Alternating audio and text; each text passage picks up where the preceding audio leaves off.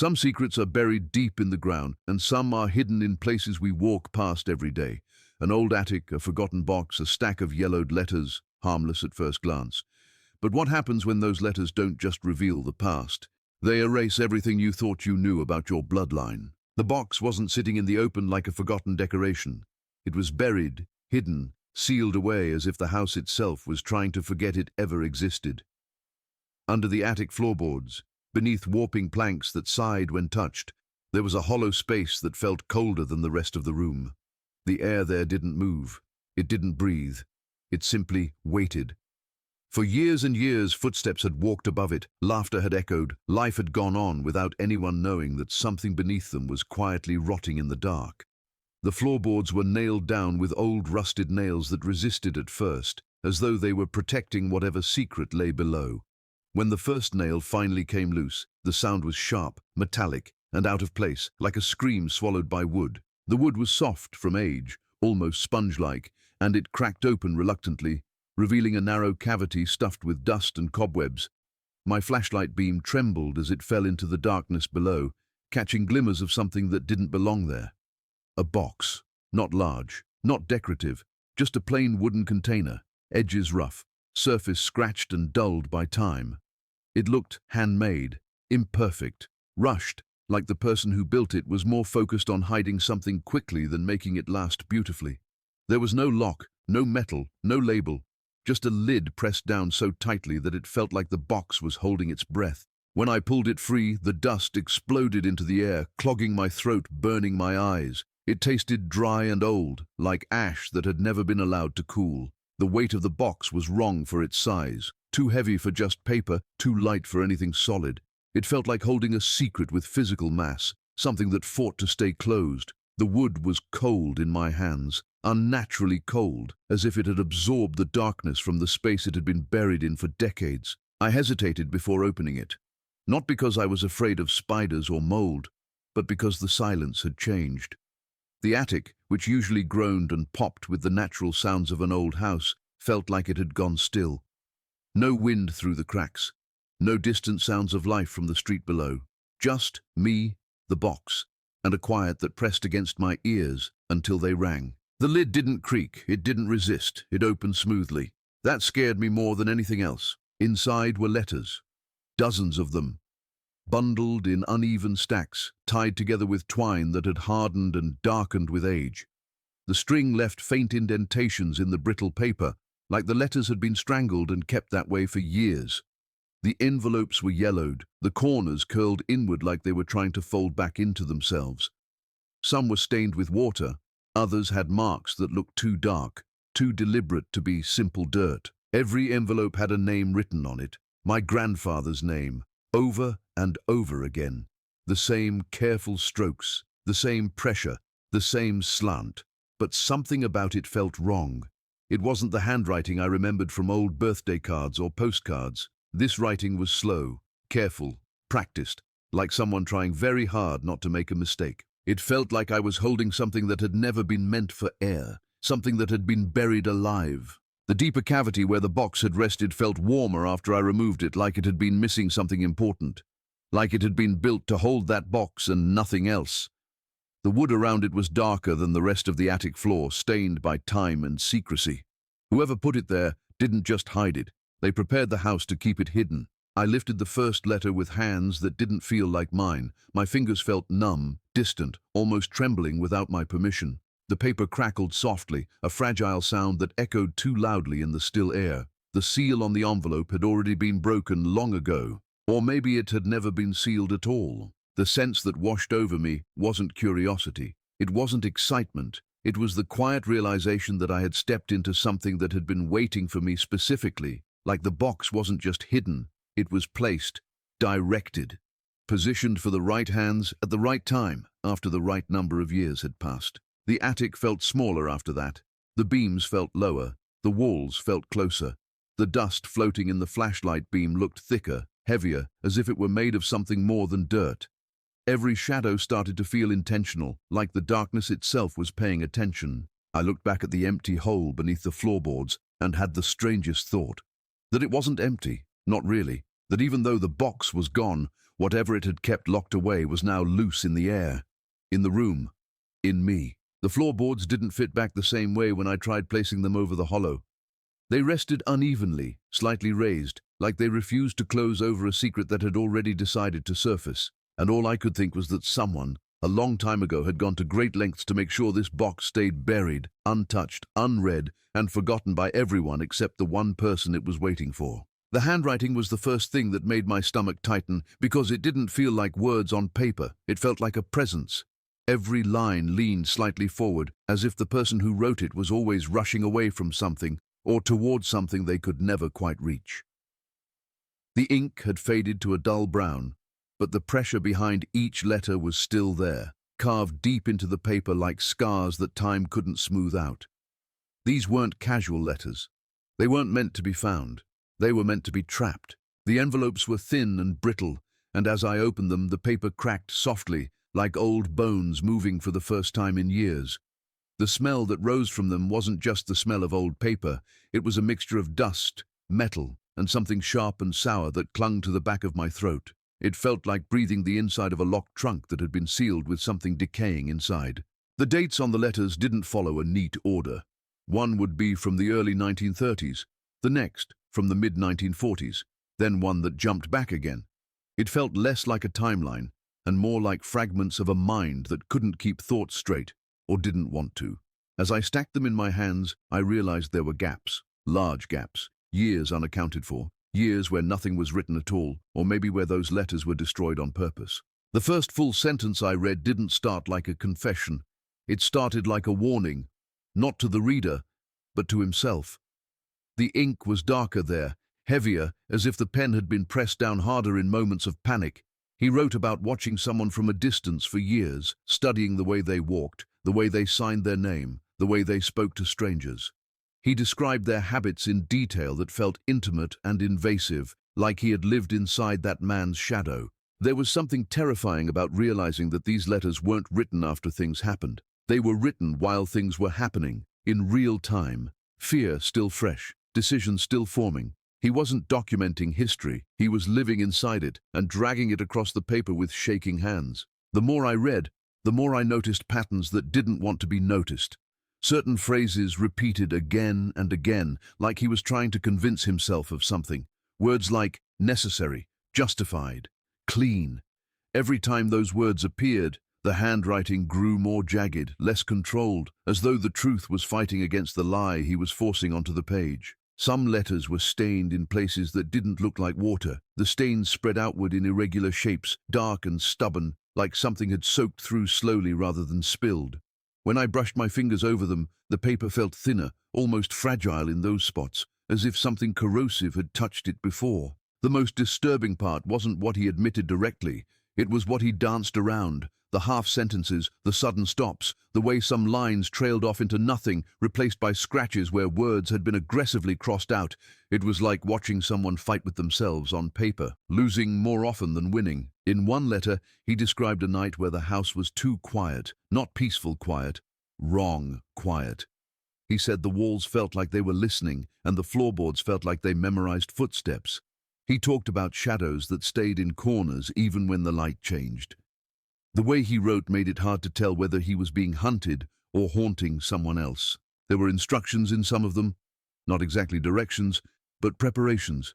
He wrote about what to burn, what to bury, what to never say out loud. He warned himself about names that should never be recognized, faces that should never be acknowledged. He was building a life that depended entirely on forgetting another one. The worst realization came slowly, sliding into my mind without permission. These letters weren't being sent anywhere. There were no addresses, no postmarks, no signs of travel. They were confessions written into a void, meant to be hidden, meant to be found only when it was already too late to fix anything. Each page made the attic feel further away, like the air around me was sinking. The darkness in the corners didn't feel like ordinary shadow anymore. It felt older, patient, like it had read these words before I ever had. By the time I reached the later letters, it felt like I wasn't reading about a man anymore. It felt like I was reading the thoughts of something that had learned how to act human, how to mimic normality, how to blend into time and bloodlines without ever truly belonging to them. The lie wasn't just a small crack in the surface of our family's history, it was the foundation itself. Once I started piecing together the fragments from the letters, the entire story I had grown up with began to rot from the inside out. Every family photo started to feel staged, every story told at dinner felt rehearsed, every memory handed down from generation to generation felt like a script designed to keep something buried. I could almost feel the careful planning behind it, like someone had carefully arranged decades of life the way you arrange furniture to hide a stain in the floor. The stolen name was only the beginning. The letters described a man who didn't just take a single identity, but who erased another one completely. Birth records altered, church registries quietly edited, small-town officials bribed or threatened, documents swapped in fires that were never investigated properly. It wasn't a simple act of desperation. It was a methodical replacement of a human being, taking everything from someone who could no longer defend himself. A ghost stolen and worn like a coat that never quite fit. I started recognizing pieces of those lies in my own childhood upbringings. The stories about where our family originally came from were always vague. The reasons for moving from town to town never quite made sense. There were always missing relatives, people who were mentioned only once and then never again, as if their names had been brushed away to make space for something more convenient. I realized those weren't coincidences. They were deliberate edits. The letters talked about faces he learned to copy, the way a smile should look natural, how to respond to a name that wasn't his without hesitation, how to laugh at jokes from a childhood that wasn't his. He practiced handwriting in the margins of some pages over and over until the stolen signature began to look real even to himself. He wasn't pretending anymore. He was becoming what he had stolen. With every paragraph I read, the family tree in my head started to collapse. The ancestors I thought I knew weren't real in the way I understood them. Their struggles, their migrations, their traditions were built on a false origin. Holidays we celebrated weren't ours. Stories we told weren't inherited. Even the features we admired in old portraits felt like masks instead of inherited traits. There was a deeper horror hiding beneath the identity theft.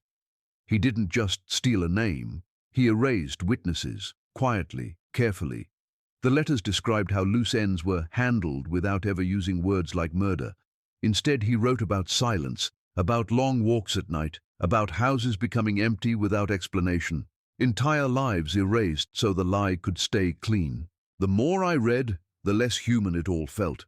It started to feel ritualistic, like he wasn't just running from a past, but actively burying it layer by layer, making sure nothing living could grow from it again. He turned existence into something that could be edited, rewritten, cut and pasted into a shape that suited him. And it worked. It worked so well that generations of us grew up never questioning it. I began to feel like a trespasser in my own body. My last name felt foreign in my mouth. Family traditions felt like stolen clothing. Even the way my parents spoke started to feel like rehearsals for a play whose script had been written by a stranger long before any of us were born. The worst part wasn't the deception. It was the realization that love itself may have been contaminated by it. If my grandparents' marriage was built on a lie, what did that make the affection, the laughter, the children that came from it? Were we accidents of a crime or deliberate extensions of it? The letters hinted at moments of fear near the end of his life. Not fear of being caught, but fear of being remembered. He wrote about how truth had a way of growing back like weeds through concrete, how names had weight, and weight dropped into water eventually created ripples that never truly disappeared. He wasn't afraid of prisons or courts. He was afraid of blood. He was afraid that the truth would wake up inside his own descendants, that one day someone would feel wrong living inside a name that didn't belong to them, that someone would start pulling threads, opening boxes, reading letters. He knew the lie had an expiration date. He just didn't know who it would destroy first. The tragedy was not written in our family books, and that is what made it feel heavier, like carrying a grave no one else could see. It existed in fragments, in half-described events inside the letters, in places that almost had names but were carefully blurred around the edges. My grandfather never directly named the incident, never wrote the full location or date, only described the aftermath like someone afraid that even the paper could betray him if he was too specific. He spoke of smoke that stayed in the air for days, of sirens that stopped too quickly, of official reports that were signed and filed without ever being read properly. At first, I thought it was just another crime buried by time, another forgotten disaster swallowed by history. But the more I read, the clearer it became that this event wasn't supposed to fade naturally. It was forced into silence, newspaper articles that never ran, witnesses who changed their stories overnight, buildings that were cleared and rebuilt without memorials, as if the ground itself was embarrassed. It felt like a deliberate erasure, an act of violence committed not just against people but against memory itself. The letters describe bodies without using the word. He wrote about shapes under blankets, about shoes left without owners, about the sound of water running constantly to wash away things that should never have been seen. His language was careful, but the meaning soaked through like blood through thin fabric. Whatever had happened, it wasn't an accident. It wasn't chaos. It was controlled, planned, executed in silence. What made it more terrifying was how closely he tied himself to it without saying his role outright. He wrote about being necessary that night, about being present, about making sure the right story was what survived. It painted a picture of someone standing in the middle of a disaster with a calmness that bordered on devotion. I could feel it in the way he described the air, the lights, the stillness that followed. This wasn't guilt. This was task. I started connecting it to pieces of real history I knew from books and documentaries. There were disasters that had been minimized, fires that official records claimed were smaller than they truly were, accidents that were quietly closed cases without deep investigations. But this didn't feel like a simple cover-up. It felt like a sacrifice made to protect something larger than truth, something uglier. Entire families seemed to vanish in the shadows of what he described. He wrote about missing chairs at tables that were never replaced, about empty cribs that weren't spoken about again, about photographs being cut apart so that certain faces disappeared, but the rest of the picture could still be displayed. It wasn't just about death, it was about selective survival. The silence wasn't accidental, it was curated. The deeper horror came when he connected that tragedy to our bloodline, not as victims, not as survivors, but as beneficiaries. He wrote that without that night, his new life wouldn't have been possible, that the confusion, the destruction, the broken systems created the perfect environment for disappearances and replacements. Chaos gave him cover, disaster gave him opportunity, dead people left behind names that no one protected. It made my stomach turn to realize that our family history was built on the ruins of other families' endings. Our existence wasn't just a lie, it was a byproduct of suffering that had been deliberately buried so that it could be reused as foundation material. We were growing trees in soil, watered by events that were never meant to see daylight. I imagined the place where it happened. A street that looked normal now, people walking their dogs, children riding bikes, old men sitting on benches. And beneath that ordinary surface, an unmarked grave of truth, screaming quietly through the soil. History layered over like wallpaper, pretending nothing had ever gone wrong there. He wrote that the scariest part wasn't the blood or the fire or the sudden quiet that followed. The scariest part was how quickly people accepted the new version of events, how fast the world snapped back into routine, how easily the truth dissolved when it wasn't being actively protected. He learned that people don't look for what they're never told to look for. By the time I put the last of those pages down, I didn't feel like I had uncovered a mystery. I felt like I had been shown a wound that had been deliberately wrapped in decades of normal life, a wound that had never healed but had learned to sit silently under the surface, pulsing and waiting for someone curious enough to dig through the scar tissue to find it again. The realization didn't hit me all at once. It crept in slowly like cold spreading through the bones. If he was never meant to exist as the man he claimed to be, then every person born from that lie was standing on ground that was never solid. I started tracing it backward in my mind, generation by generation, like pulling on a thread that kept unspooling without end.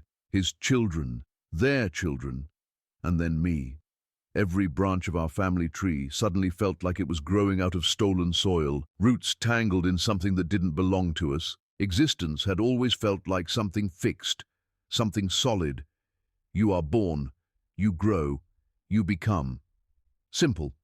But the letters twisted that simplicity into something fragile and terrifying.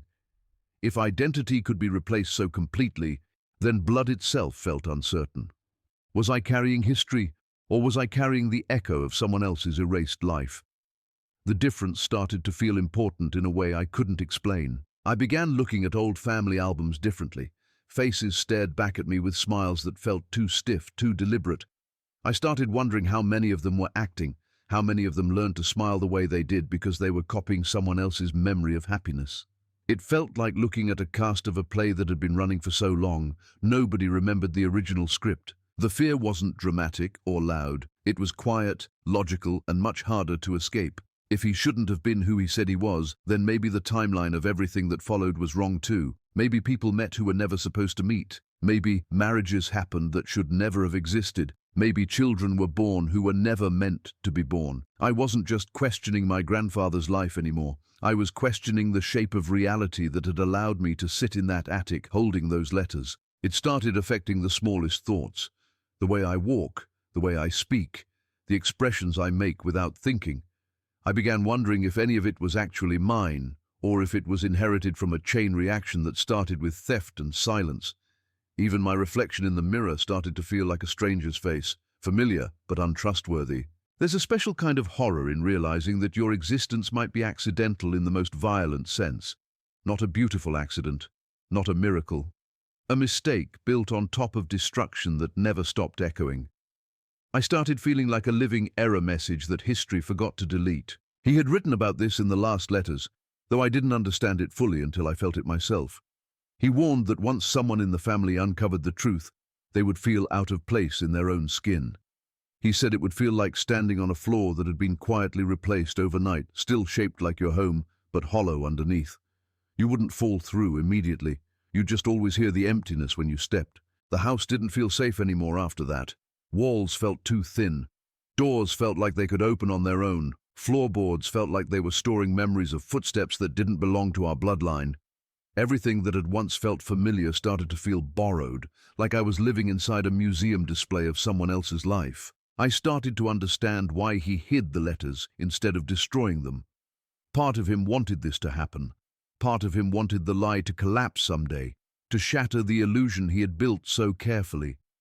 Maybe it was guilt, maybe it was cruelty, or maybe it was the only way he knew how to make his secret feel real. The worst realization of all wasn't fear. It was responsibility, because now that I knew, I was the anomaly. I was the flaw in the system, the one who had seen through the wallpaper, the one who had pulled the floorboard. And once you do that, you don't get to pretend you don't see the gap anymore. He had written that blood remembers, that even if names change and papers burn and towns forget, something inside us would eventually start asking the forbidden questions. He was right.